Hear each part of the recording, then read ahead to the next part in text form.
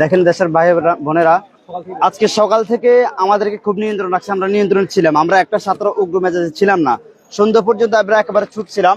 যখন সুন্নিয়তের লোকেরা আমাদের মাদ্রাসার সামনে দিয়ে বড় বড় স্পিকার বাজায় আমাদেরকে বিরক্ত করতেছিল, তারা আমাদেরকে অশ্লীলজনক কিছু অঙ্গিভঙ্গি দেখাচ্ছিল, আমরা তারপর চুপ ছিলাম। কিন্তু মাগরিবের পর থেকে তারপর তারা আমাদেরকে এভাবে অশ্লীল অঙ্গিভঙ্গি দেখাচ্ছে, আমাদেরকে বারবার তারা বিরক্ত করতেছে। তারপর ছাত্র আমরা বসে থাকতে পারি না, কারণ আমরা নবীদের ওয়ারিস। আমরা যদি এইভাবে মাদ্রাসা মসজিদগুলোকে তারা অপমান করে, আমরা কখনো বসে থাকতে পারি না। তাই আমাদের ইমানের শক্তি আমরা জাগ্রত করে আমরা মাদ্রাসা থেকে বের হয়ে আসছি। তারপরে আমরা তাদের উপর হামলা করি নাই।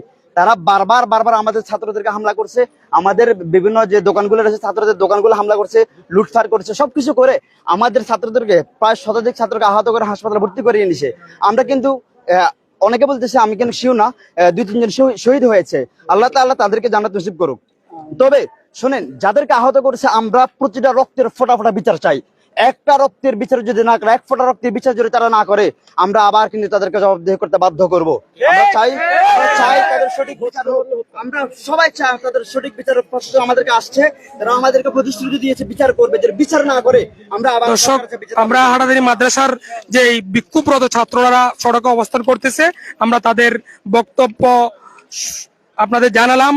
ইতিমধ্যে হাটাজারি উপজেলা প্রশাসন এবং পুলিশ, সেনাবাহিনী সহ সবাই এই আজকের এই পরিস্থিতি তারা নিয়ন্ত্রণের চেষ্টা করতেছে।